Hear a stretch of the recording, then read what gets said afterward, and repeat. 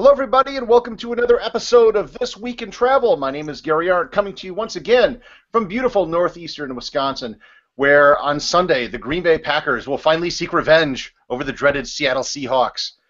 Chris Christensen is not with us this week, so basically it's kind of like having a substitute teacher where we can do whatever that we want because we don't have him here anymore. Woohoo! And that woohoo you hear in the background is, of course, the lovely Jen Leo, coming to us from Carlsbad, California. How are you doing, Jen? I'm doing great, thanks. It is sunny and warm here, which I would say like usual, but it's been extremely hot. So I turned off the air conditioning so that hopefully the audio is a little bit better. So I will be riding at a flat 80 degrees Fahrenheit. Wow, it's sunny and warm in San Diego. That's shocking. A shocker. I know. Like the old joke, the easiest job in the world is a weatherman in San Diego. No, but please, if any of our listeners are coming to the San Diego area, please hit me up on Twitter at @JenLeo. I'd love to have a hangout. I am now available between 8:30 and 5 o'clock every day. All right, that's And you should tell people why. Oh, Cora started first grade, and so she's in full-time school plus Boys and Girls Club afterwards. For not being a parent, I wouldn't know about this, but I have to guess that this seems rather liberating, that your daughter's now grown to an age where she's kind of at school. That means that it's, you don't have to be there all day long. I'm an optimistic person, so I would love to say it's liberating, but actually it's a tiny bit daunting because now I sort of have to produce. Now I will live, my husband hasn't said I need to go get a job, but I'm pretty sure if I'm TV and eating bonbons, that topic might come up. I think what you should do is get a wig like Peg Bundy. And the next time your husband comes home, you should just literally be sitting on the couch doing that. I like it. Also with us today, the guy from PassWriter.com, Kerwin McKensie. First time on the show. How are you doing, Kerwin? I am doing well. I'm doing well. I'm here in Chicago, and I'm actually in my friend's toilet because it's the quietest place in the apartment. I have done a couple episodes of the show sitting in a bathroom, usually on the floor, because it tends. Yeah, you're right. It tends to be quiet, and the acoustics oftentimes are better in a bathroom than to get in some other areas. So let's go through a couple of the news stories this week. We have a bunch, and so I think this first one, this is for Jen. No, this is Uber and Lyft are finally in Las Vegas. Yay! And I know that you are a Lyft driver. And you are, of course, a big fan of Las Vegas, so these two things together, this is like the Reese's Peanut Butter Cup of stories for you. It's two great things that go great together. So what do you think of these services finally coming to Las Vegas? I think it's terrific, and I don't have anything against taxi drivers or them trying to gouge tourists. What I do love about this is that people who are staying off-strip have the ability to get around. So I think it's great. I've lived in Vegas before. I've lived in Summerlin. I do things. I like to go to restaurants off strip because they can be a fraction of the price of the restaurants at the casinos. And so I think this is terrific. I haven't read all the rules on what you're allowed to do. It does say something about, for Uber, there are designated pickup locations at various strip casinos, so I haven't gone through that map with a fine-tooth comb, but whatever the rules are, it's better than not having them, so I'm excited for it. Kerwin, you go to Vegas at least a couple times a year that I know of. I see you at a couple conferences there. Are you an Uber user? I've actually not used Uber yet. I always have coupons. I'm a ground local bus transportation person, so I have not used Uber yet. But it would be interesting to see how they work at the airport, because at the airport is whenever you come, you have to pay like $8 to take one of these shuttle services, which takes like maybe half an hour, 45 minutes. So having Uber would definitely be a good thing, but I don't think they're going to be allowed to just pick people up from the airport. Yeah, guys, here's the details. It says neither company, Lyft nor Uber, is allowed to pick up at McCarran. However, I think it's interesting that Uber has designated pickup locations at some of the Strip casinos, but the Lyft app tells its users that pickups are unavailable on the Strip and advises them to walk off Las Vegas Boulevard to a safe location before requesting. So I think that's interesting, but what about drop-offs? Because I think people staying off-strip or returning from an off-strip location, case in point, I love to go get a Chinese foot massage in Chinatown. So that would be great to be able to, go over there using Lyft or Uber. I don't think drop-offs are ever an issue. Even if you can't get picked up at the airport, you can usually get dropped off at the airport. And I was not aware that there was a Chinatown in Las Vegas. Gary, when you come to Las Vegas, when I'm there, I will show you all sorts of fun things, even if you're not a gambler. No, seriously, where is Chinatown in Las Vegas? I didn't know that this was a thing. It's up Spring Mountain Road. So if you were right by the Fashion Show Mall over by there. I know where that is. By TI. Do you know where TI is? Mm-hmm. Okay, so you go up that street, and it's on the other side of the freeway. And they've got great Asian massages, especially for feet massage. I'm always a little leery when I'm offered an Asian massage. Because I don't know what I'm getting. Especially in Vegas. Well, I go to I don't know if it's still there.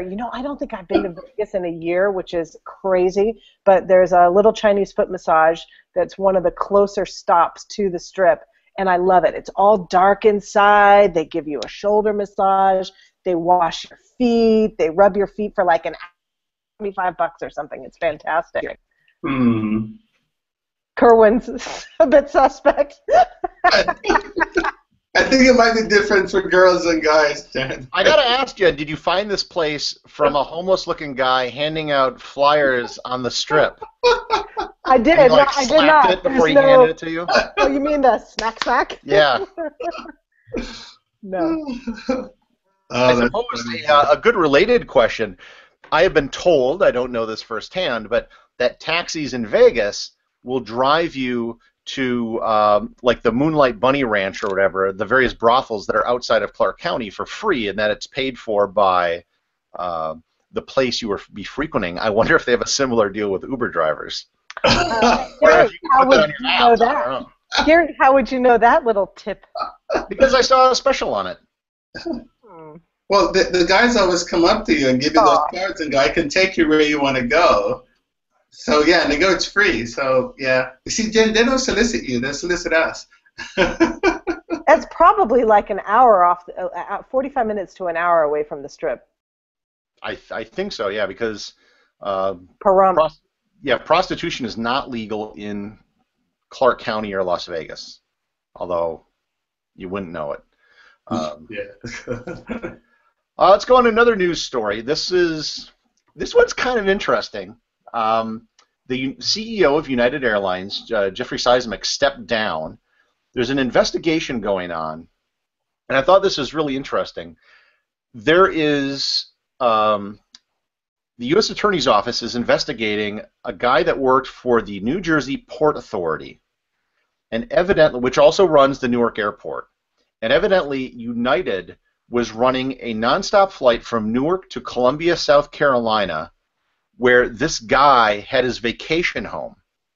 And the only reason they had this nonstop flight was for this guy, so he could get to his vacation home.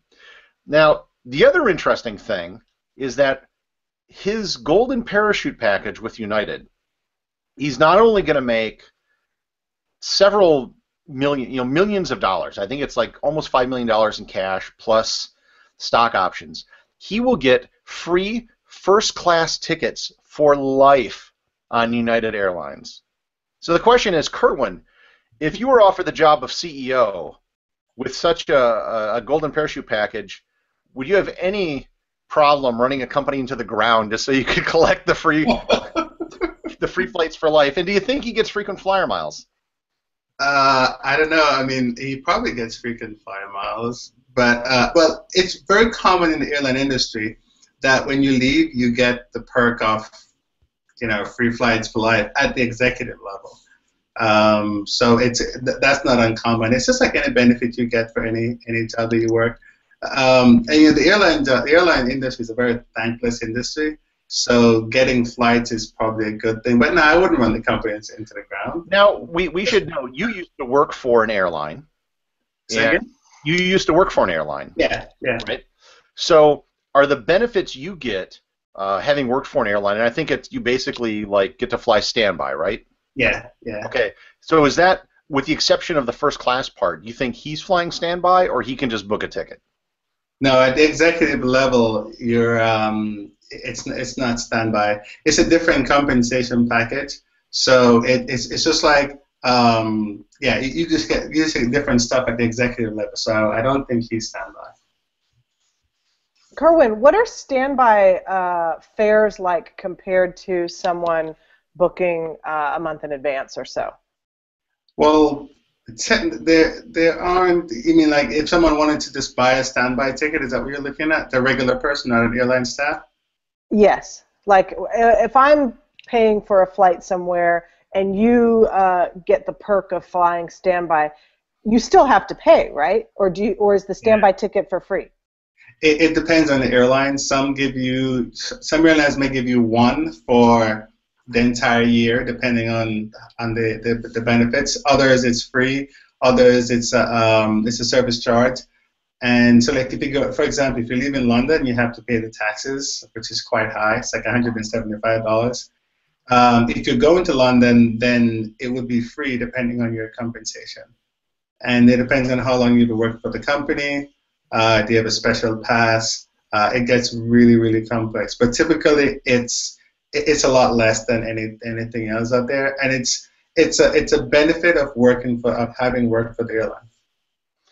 I don't know if you remember this story, but there was back in the 1980s, American Airlines was having financial problems, so they sold a special pass for, I think it was like $250,000, where you could get free first class travel for life.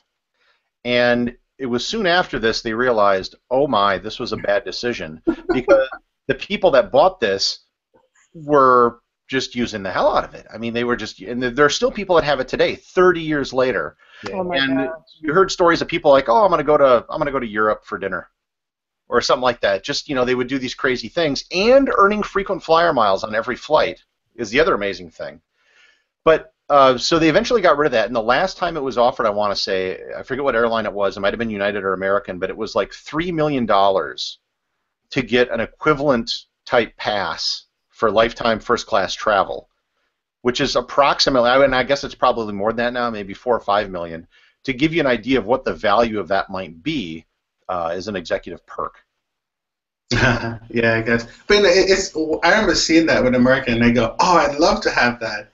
I mean, you had a special line you call. I think you had to give them maybe 1 or 2 days notice at least, or something like that.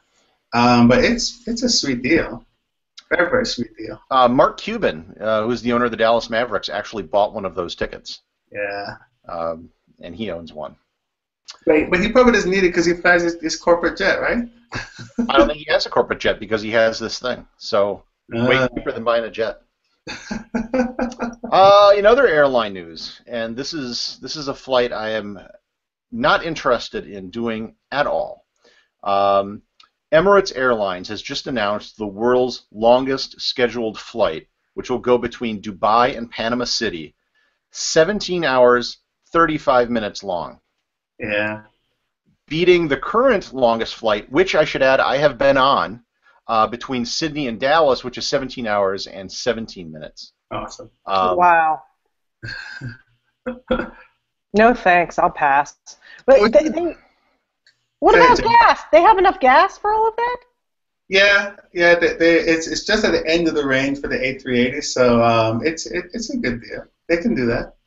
Just to give you an idea, that Dallas to Sydney flight, when you go westward, Dallas to Sydney, it has to stop in Brisbane because you're flying against the wind. But on the way back, it's a direct flight. Yeah.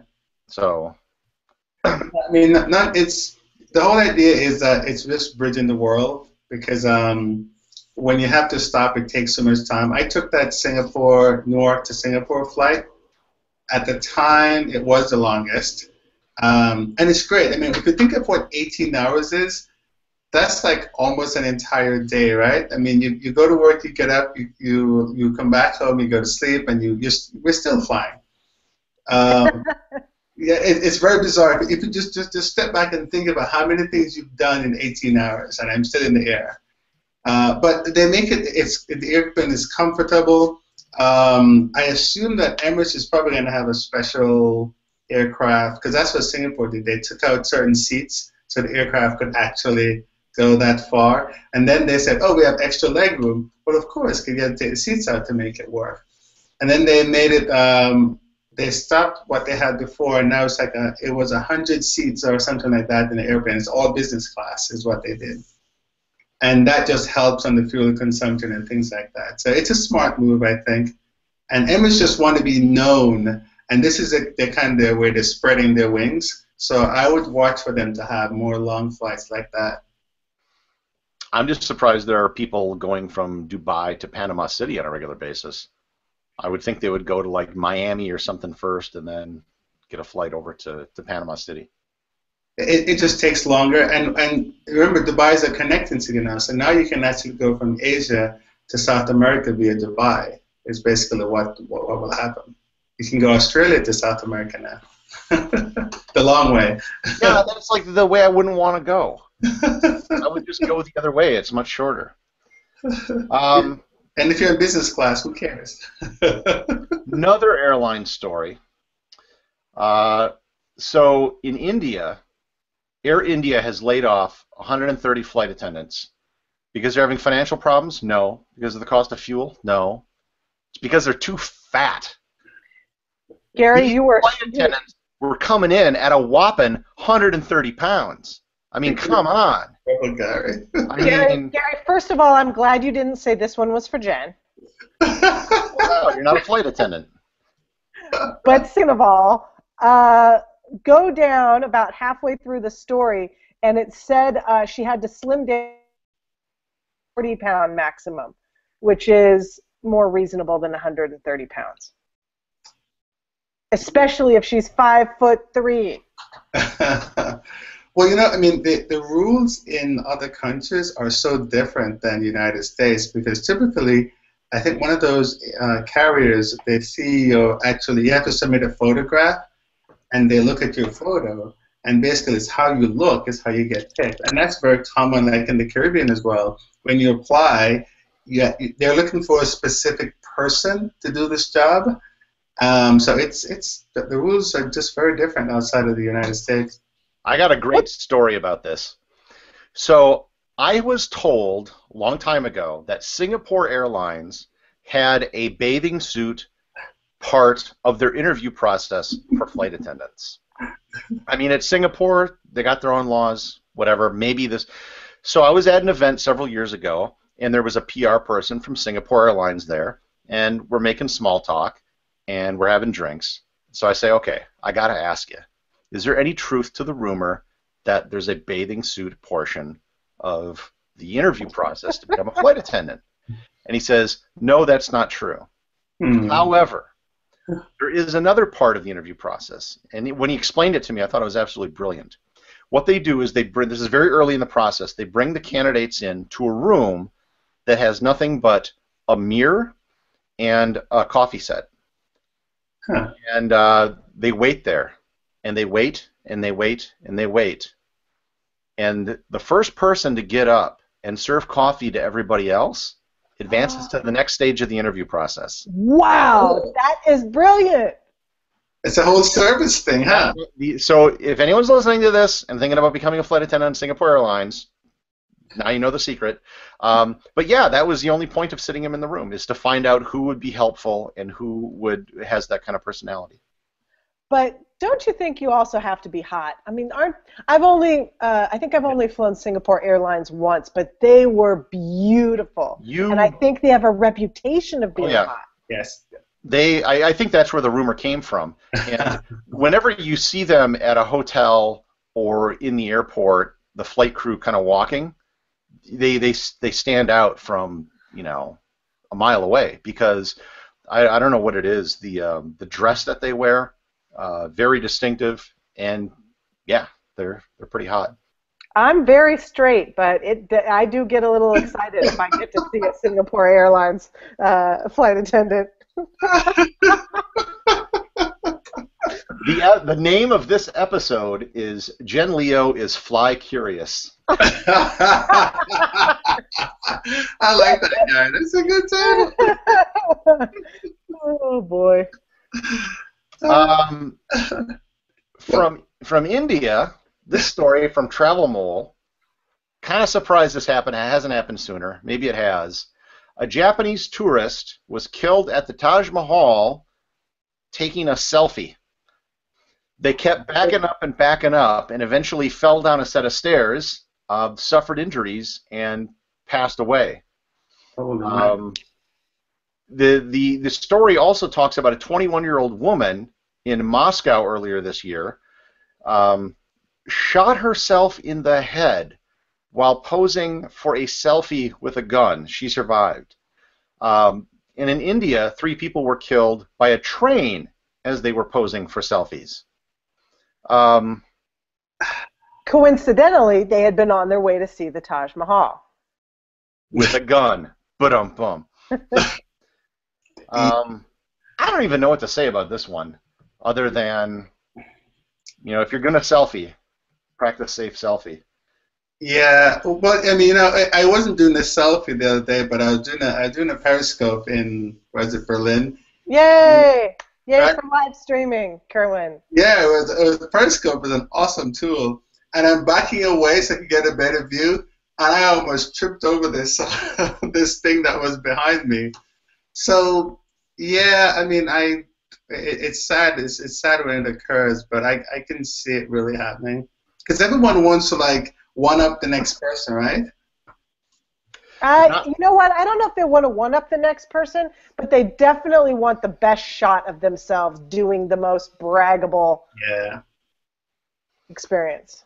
I don't. I think the number of photos I've taken myself in the last 8.5 years of travel can probably be counted on my hand, one hand. Well, Gary, maybe that just has more to do with how you feel about yourself.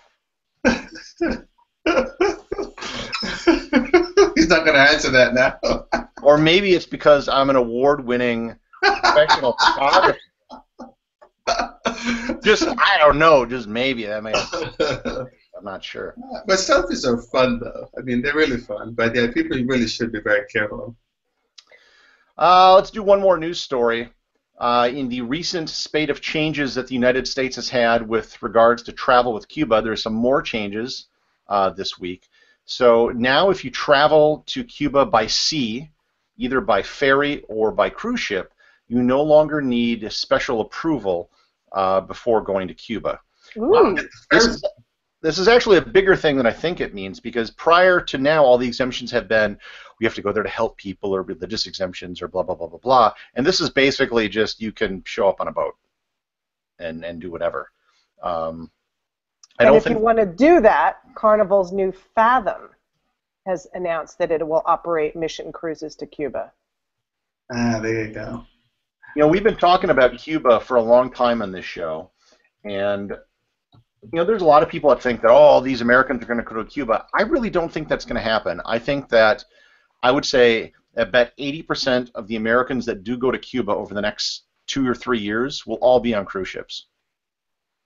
I just don't see a lot of people, unless you happen to be Cuban, wanting to go to Cuba for vacation when there are probably better alternatives available in so many other places like Mexico or Jamaica or wherever.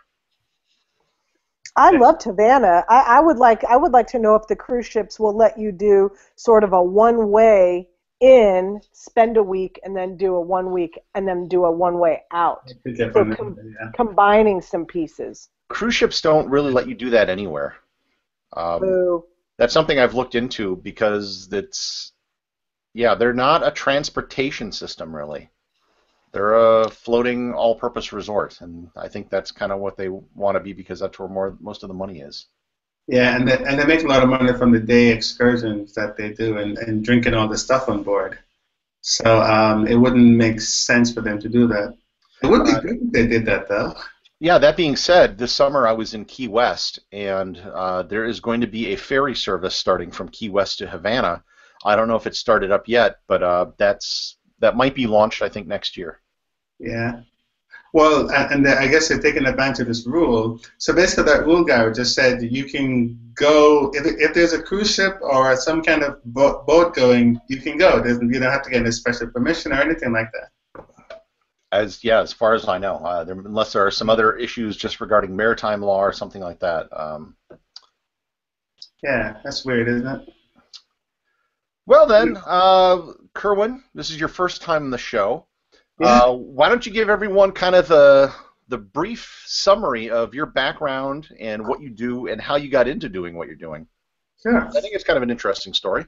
Yeah, well, I'm an ex-airline employee. I used to work for one of the airlines up until about 4 years ago, and but I've always been an airline geek.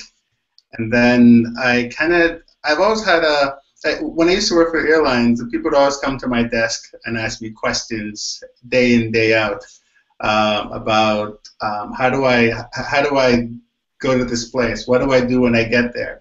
And I found myself really wanting to help them. So I ended up doing all my work at nights before I came to work. And then I had this long line up my cubicle of people just like coming in day after day. It totally annoyed my boss. But I always got my work done, so it was fine. So when the airlines merged, I decided it was time to go. And I got rid of all my stuff and just started to travel and had no idea what I was going to do really. But then my friends were like, well, why don't you come stay with me? And one friend said that, and another said the same thing.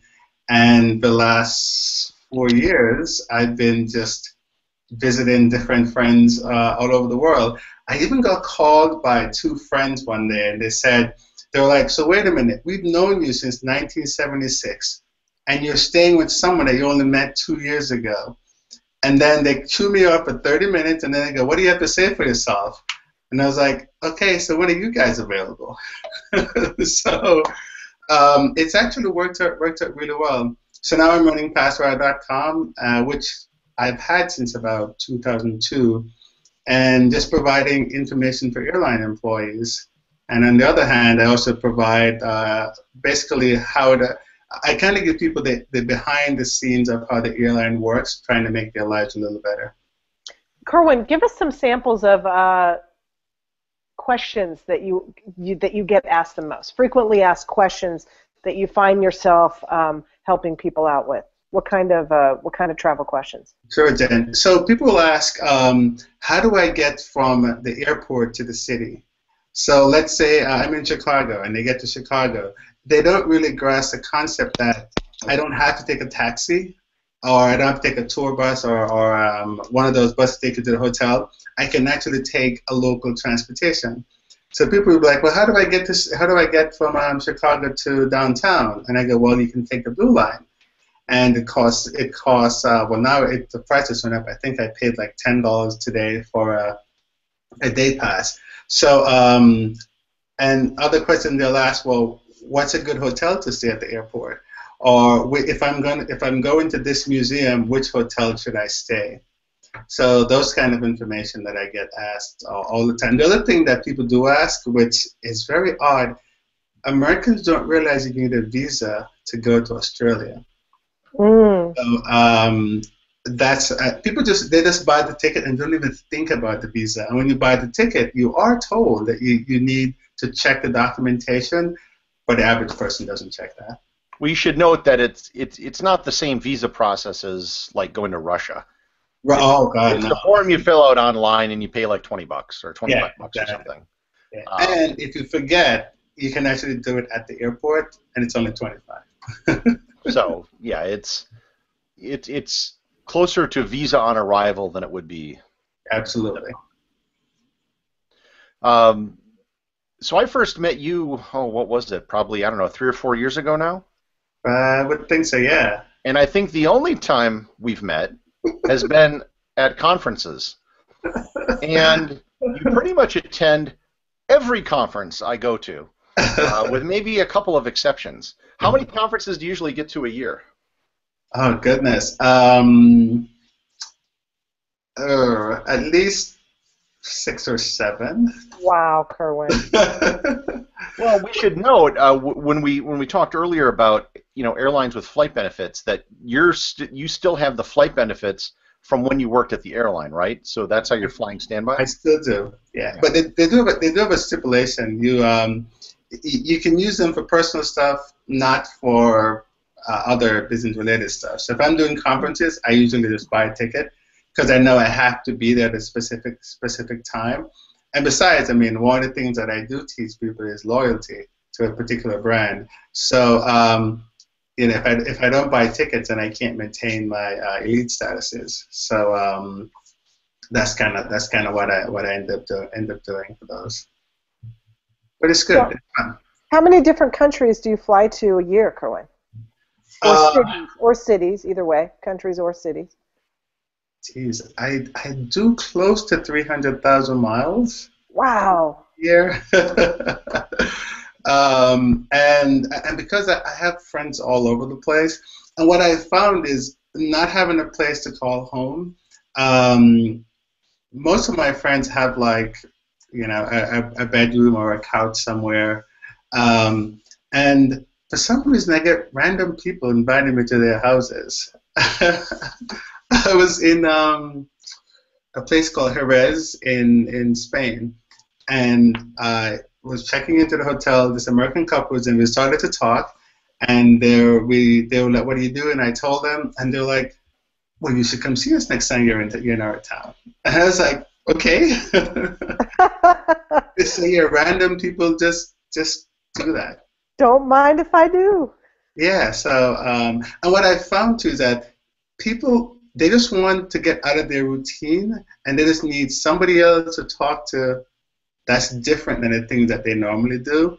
And normally, everyone that I stay with, there's some reason why I need to be there at that time. It's bizarre but fun.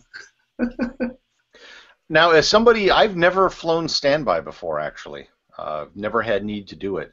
Yeah. If somebody wants to fly standby, what are the benefits and what are some of the things that they should probably know before they do it? So gone are the days when you could actually go and quote unquote buy a standby ticket as a regular person. The airlines don't really do that anymore. I mean, if you want to go, you have to pay. And normally on the day of travel, it's usually more expensive, although I've gotten some really good fares recently. I think I bought my ticket to Singapore. I did Houston, Moscow, just recently on Singapore Airlines, and it was about $850 you could get a ticket for, and that was getting it within 3 days. If you're flying standby as an airline staff, then that's different. Or if somebody gives you what's called a buddy pass, then you should make sure you don't dress trashy because you're actually representing that person whose pass you have. Don't argue with people. If you don't get a seat, don't argue with the agent. Usually what happens is the airline employee is supposed to tell you exactly what you need to do, but most of them don't. They just give you the ticket and say, here. And my thing is that if you really need to get somewhere, don't fly standby. Don't go, oh my God, I have to go to a funeral, I have to go to a wedding or something like that. If you need to do that, you really need to buy a ticket.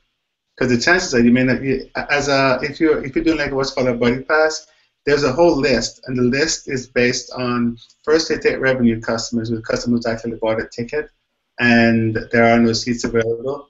And the reason why some airlines overbook flights, which means they sell more seats than are available, is because people don't show up. And they look at a 10-week history of the flight, and they know that I have to sell 200 seats on a plane that holds 150 in order for it to go out full. So when that happens, and those people don't show up, that's when the standby travelers get the seats. Does that help you? Sure. I mean, I know I still see the standby list for a lot of flights that I'm on. Yeah. You'll see like the upgrade list and the standby list, and I never really know, are they just trying to fly cheap or? No, so that standby list is, let's say you're booked on the 4 o'clock flight and want to go on the 2 o'clock flight. You could stand by for the 2 o'clock flight if they don't have any seats. Normally, some airlines will charge you like $25 or $75. Or if you're a frequent flyer, you can actually stand by for an earlier flight at no cost. So you'll see that list on the standby. Or if you're standing by for a first class seat or a business class seat, then you'll see that's how you get the names on there. So the names is usually, the first at the top is the customers who paid money, and then the airline staff who, and you also have vendors that are on there. So the vendors that work with the airline, sometimes they travel standby, although most of the time just regular tickets. Kerwin, what is the what flights or what time of day is it best for someone to fly if they're trying to upgrade to a business or first class seat?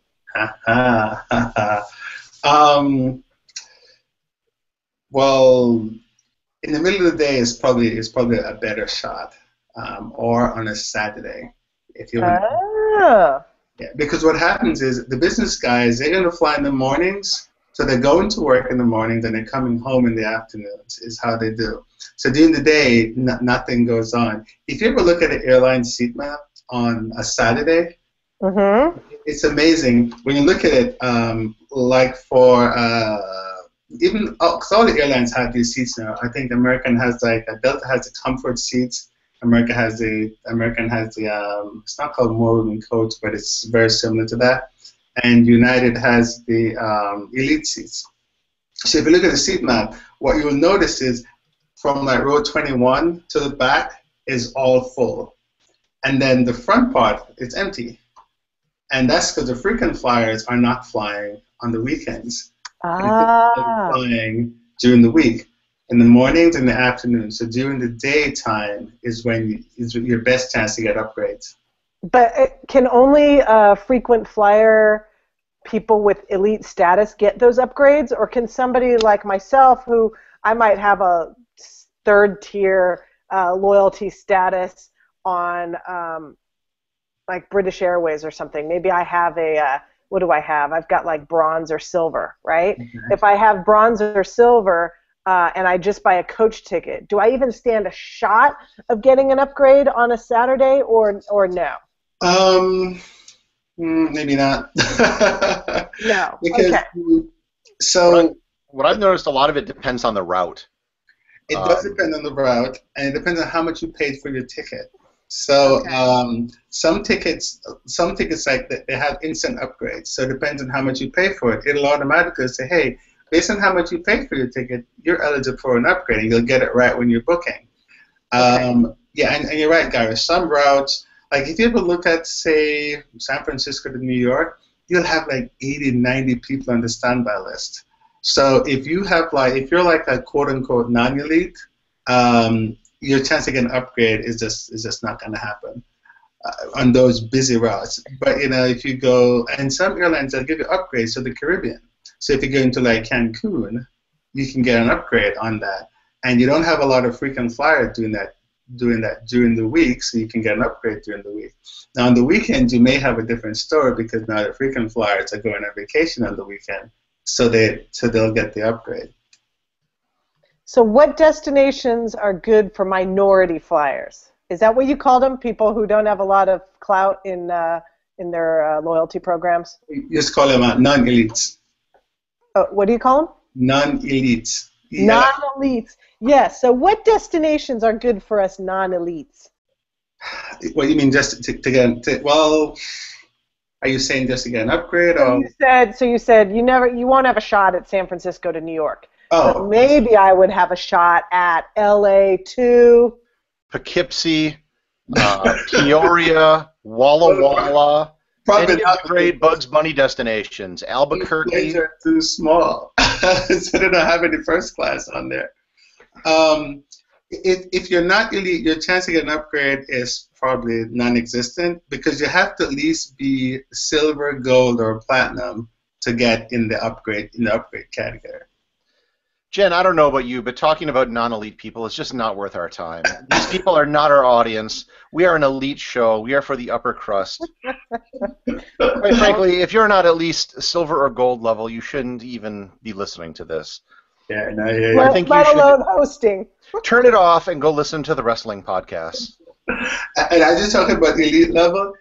They have that silver level. Silver is crap. You get nothing as a silver. You have to go gold to get anything from any of the airlines. I just hit silver last week on Delta, and I wasn't trying because a lot of times I'm not buying my own tickets. I don't have any control over it, and I'll probably hit silver on United this year too.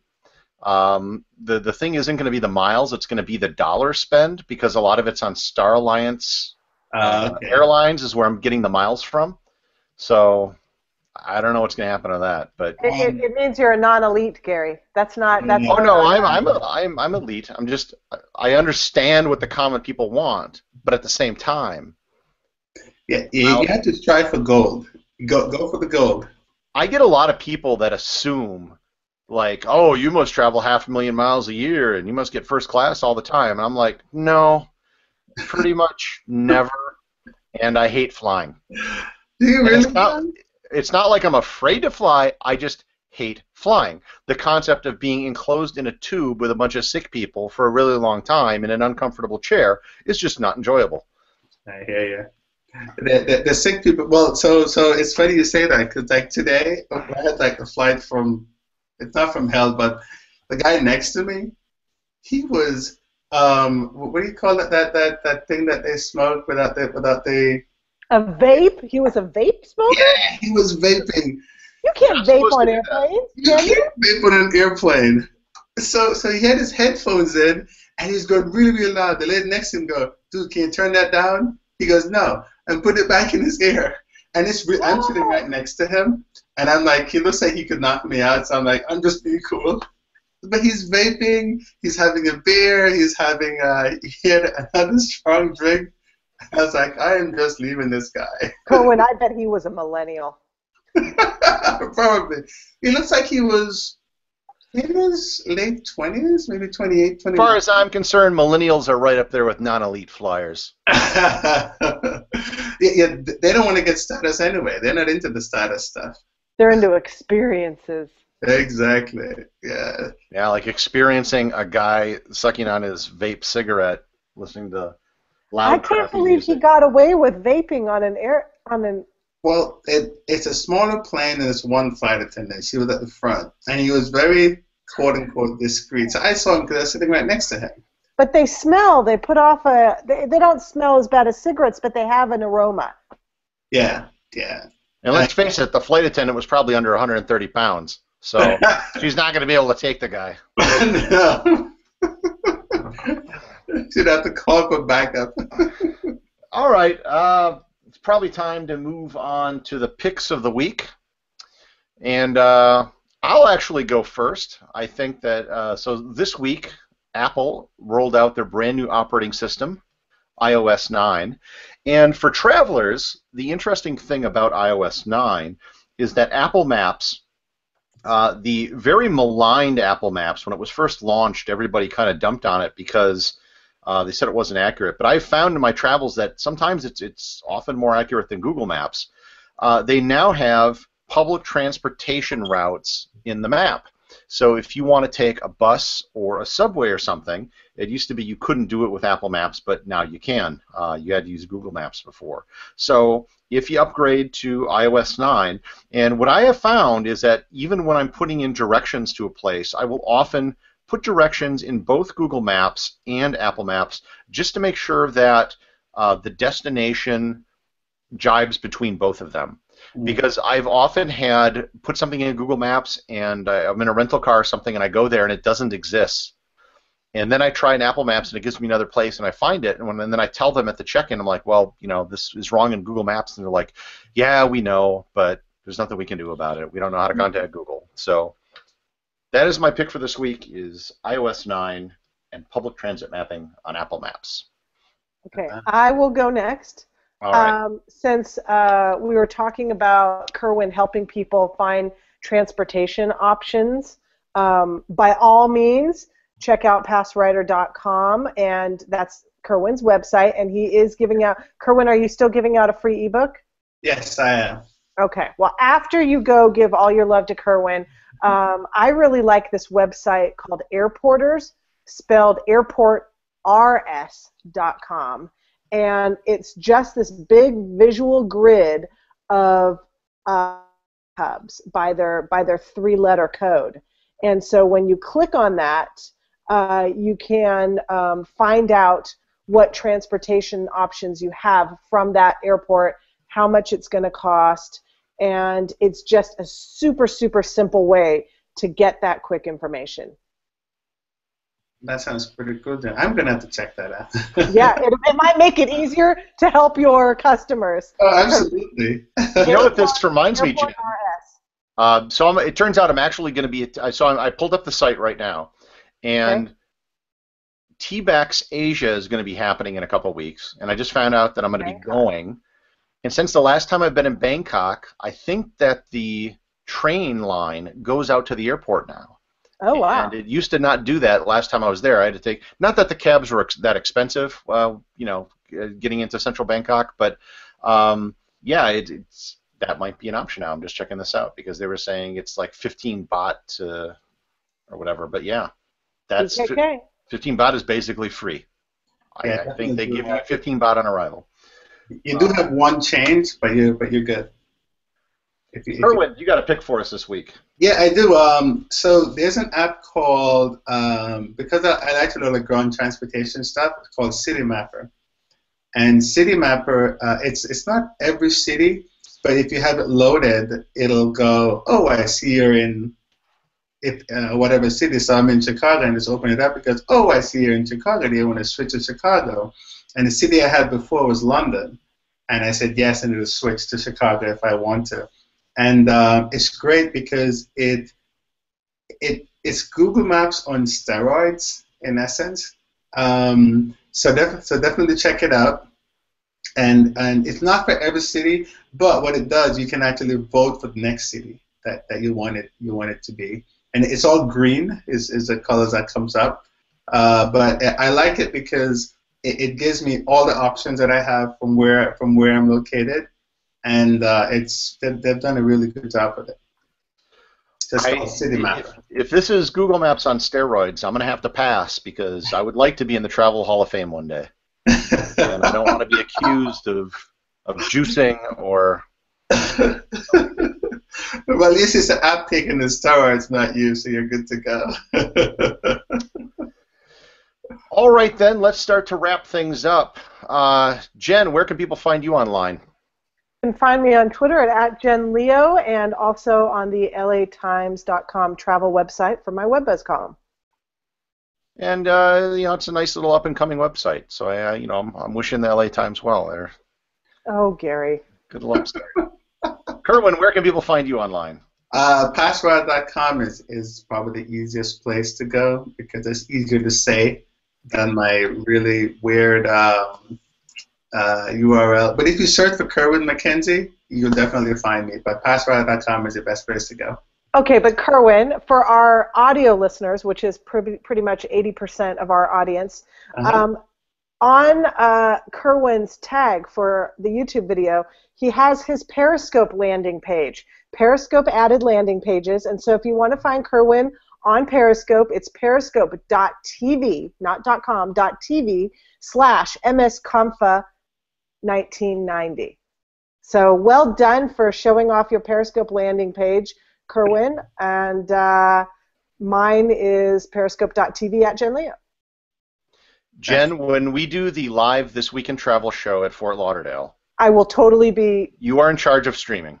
Yes! Ah, there we go. Awesome. That would be cool. You are the Thank you, stream Gary. queen. Thank you, Gary. This means I have to ask. I have to ask Mary Jo. But what Gary's talking about is Chris, Gary, and I are going to have another live show at the end of October at TVEX Fort Lauderdale, the next time the three of us will be together. So, yes, I will try to get permission to do some live streaming from there. And as usual, you can find me at everything-everywhere.com and on iTunes. Search for the Global Travel Conspiracy. It's becoming more popular every month. And it's not even been out that many months so far. So please check it out. My most recent guest was Jordan Harbinger, who is the guy behind the Art of Charm podcast, an extremely popular podcast on iTunes, who just happens to run a North Korea travel agency on the side. And we talked about visiting North Korea. So check that out on the latest episode. And until next time, get outside and, if you dare, try to fly standby.